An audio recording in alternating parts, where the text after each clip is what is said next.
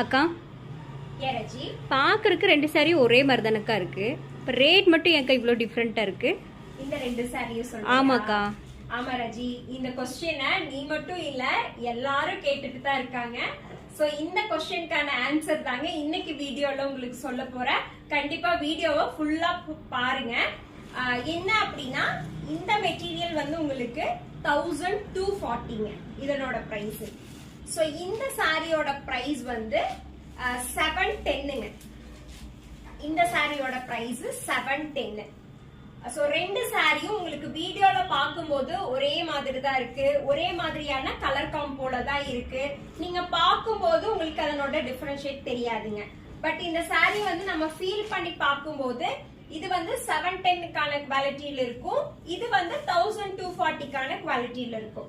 நீங்க ரொம்ப நாளா கேட்டுட்டே இருக்கீங்க இல்லைங்களா, ஏன் வீடியோல நீங்க ரேட் போடுறது இல்ல அப்படின்னு சொல்லிட்டு, நான் வந்து இந்த சாரிய 1240 ரேட் போட்டேன் அப்படின்னா நீங்க வேற ஏதாவதுல இத பாத்துப்பீங்க.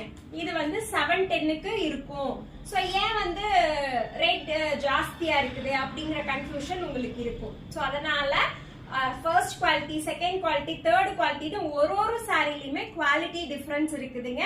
உங்களுக்கு எந்த சாரி பிடிச்சிருந்தாலும் ஜஸ்ட் ஒரு ஸ்கிரீன்ஷாட் பண்ணிட்டு வாட்ஸ்அப்ல என்ன ரேட்டுங்கிறத கேட்டு தெரிஞ்சுக்கோங்க. அதே மாதிரி என்ன மெட்டீரியல்னு கேளுங்க, கலர் காம்போ கரெக்டா இருக்குதான்னு கேட்டுக்கோங்க. சோ உங்களுக்கு என்னென்ன டவுட்ஸ் இருக்கோ நாங்க வாட்ஸ்அப் நம்பர் கிளியரா கொடுத்துருக்கோம், நீங்க அதுல எல்லா டவுட்ஸையும் கிளியர் பண்ணிக்கலாம்.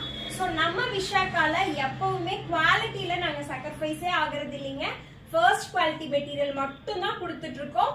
சோ அதனால நீங்க தைரியமா எடுக்கலாம், பயப்பட வேண்டாம். ரேட் தெரியணும்னா நீங்க வாட்ஸ்அப் பண்ணி தெரிஞ்சுக்கோங்க. தேங்க்யூ.